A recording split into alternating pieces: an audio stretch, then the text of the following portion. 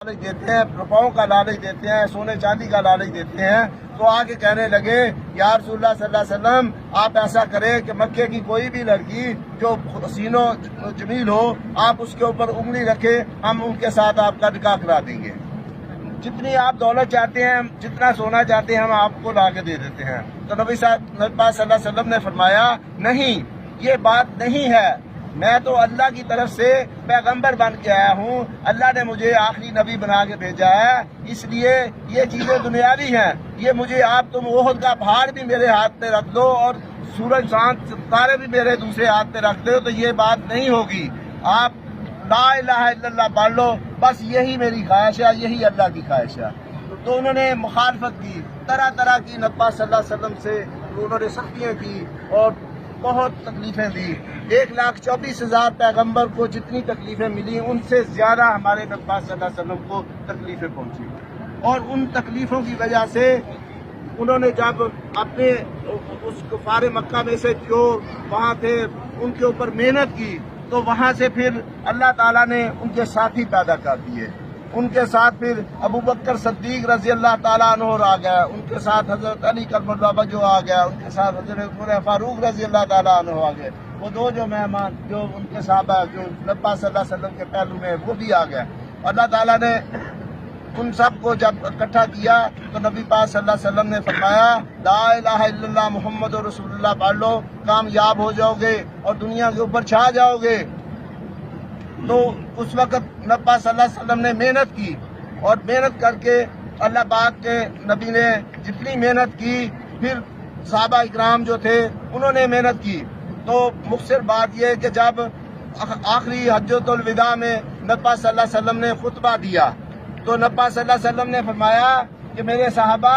کیا میں نے اللہ کی طرف سے جو پیغام آیا میں نے آپ تک پہنچایا؟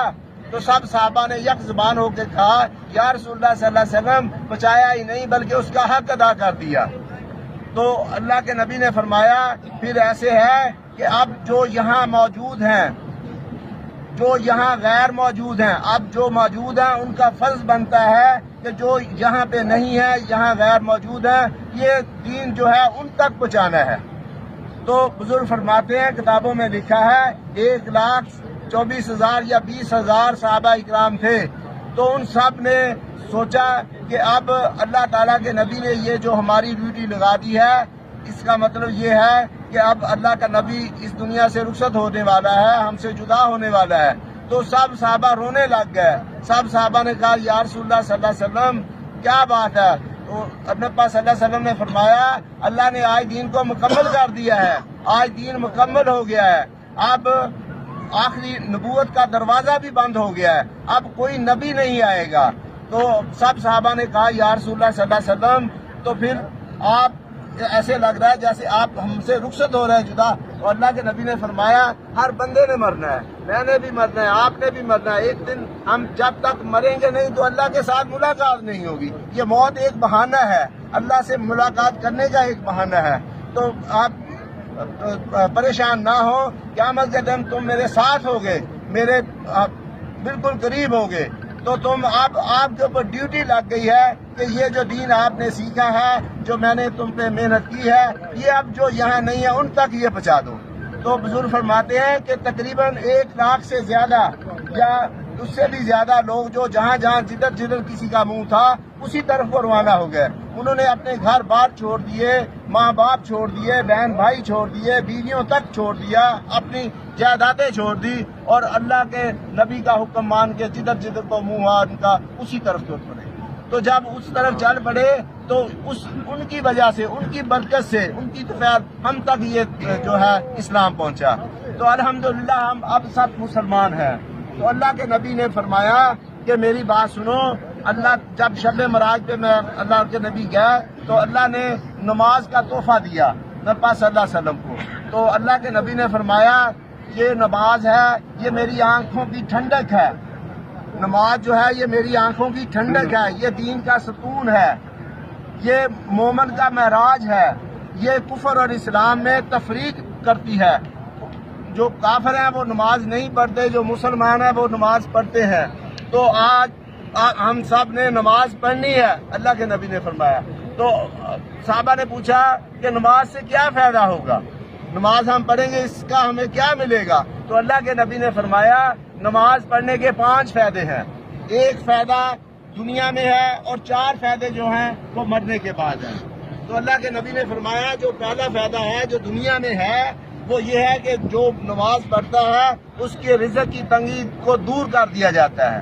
اللہ اس کی رزق جو ہوتا ہے اس کو بڑھا دیتا ہے، اور اللہ تعالیٰ کہتے ہیں کہ جو نماز 5 وقت کی نماز پڑھے گا اس کے کاموں کا میں نگران ہوں، وہ میری سپرد کر کے نماز کے لیے جب اذان کا وقت ہو جائے مؤذن اذان دے دے سب کام کاج چھوڑ کے مسجد میں چلے جاؤ، نماز کے لیے چلے جاؤ، اللہ تمہارے کاموں کی خود حفاظت کرے گا، اللہ تمہاری روزی کی خود حفاظت، اللہ ذمہ داری لے رہا ہے، اللہ پاس ذمہ داری لے رہا ہے۔ وہ کہتا یہاں ایک وزیر آ جائے کہ یہ پلر کو صاف کر دو میں 1000 روپیہ دوں گا، تو ہم سب کوشش کریں گے کہ یار اس کی جان تک لڑا دیں گے کہ پلر صاف ہو جائے کہ 1000 روپیہ ملنا ہے۔ اللہ کہہ رہا ہے،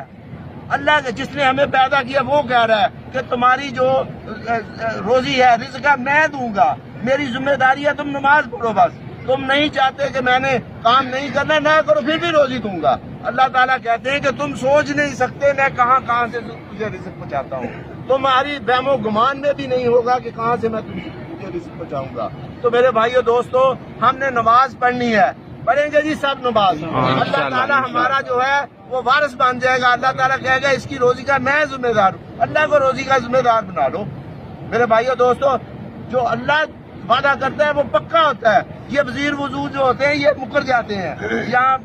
سب مکر جاتے ہیں لیکن اللہ نہیں مکرتا، اللہ کہتا ہے جو میں نے کہہ دیا وہ میں نے کرنا ہے۔ تو ہم یقین کے ساتھ جب نماز پڑھنے کے لیے جائیں گے تو اللہ تعالیٰ ہماری ہر طرح کی حفاظت کرے گا، روزی کی ذمہ داری اس نے لے لی اللہ نے۔ تو میرے بھائیو دوستو یہ پہلا فائدہ ہے۔ دوسرا فائدہ جو ہوتا ہے وہ یہ ہے کہ اللہ کے نبی نے فرمایا جب مومن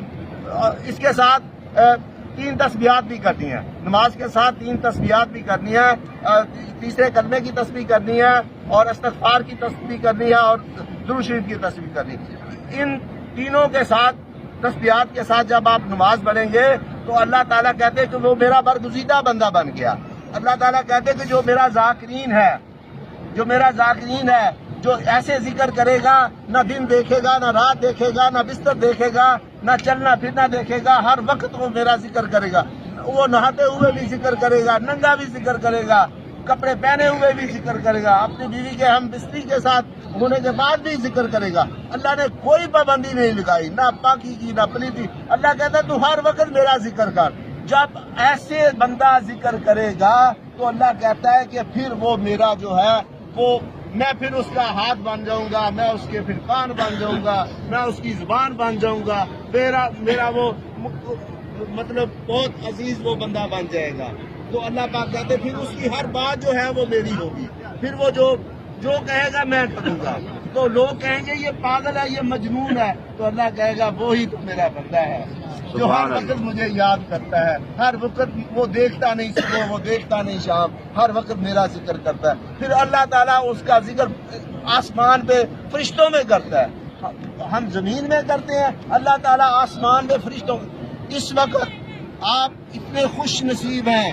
آپ اتنے خوش نصیب ہیں، 70,000 فرشتہ جو ہے 70,000 فرشتہ اس نے آ کے آپ کو گھیرے میں لیا ہوا ہے، آپ کے اوپر چھتری، یہ چھتریاں آج اٹھ گئی ہیں لیکن انہوں نے چھتری ٹانی ہوئی ہے۔ اللہ نے کہا کہ ان کی حفاظت تمہاری ذمہ داری ہے، تم نے ان کی حفاظت کرنی ہے، ان کی مغفرت کی دعائیں کرنی ہے۔ اس وقت 70,000 فرشتہ آپ کے لیے میرے لیے مغفرت کی دعائیں کر رہا ہے۔ ہم کتنے خوش نصیب ہیں اور وہ کتنے خوش نصیب ہیں جو ایسی محفلوں میں بیٹھتے ہیں۔ تو میرے بھائیو دوستو یہ اللہ کے نبی کا فرمان ہے۔ اللہ کے نبی نے فرمایا کہ جب قبر میں جب بندہ مرے گا، آخر ہم نے سب نے مرنا ہے، موت تو آنی ہے، موت کے بغیر گزارا نہیں ہے۔ تو جب نمازی مرے گا تو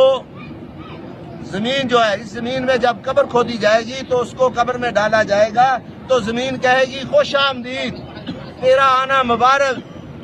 تو نمازیں پڑھتا رہا، اب تو میرا سلوک دیکھ۔ مٹی پا کے ہم جب آ جائیں گے تو اس وقت اس کے بعد منکر نکیر آئیں گے حساب کتاب لینے کے لیے کہ تو نے دنیا میں کیا کیا، تو پھر اس وقت حساب کتاب دینا پڑے گا۔ تو پھر اس وقت جو ہے نماز جو ہے وہ کھڑی ہو جائے گی، منکر نکیر آئیں گے, نماز کھڑی ہو جائے گی, وہ کہے گی, وہ ان کو اٹھانے کی کوشش کریں, وہ کہے گی نہیں بھائی رک جاؤ, اس نے دنیا میں مجھے نہیں چھوڑا, اب قیامت کے دن اب اس کو قبر میں نے نہیں چھوڑنا, تم جاؤ اللہ کے پاس جا کے کہہ دو. وہ فرشتے اللہ کے پاس جائیں گے اور اللہ کو کہیں گے یا اللہ وہ فلاں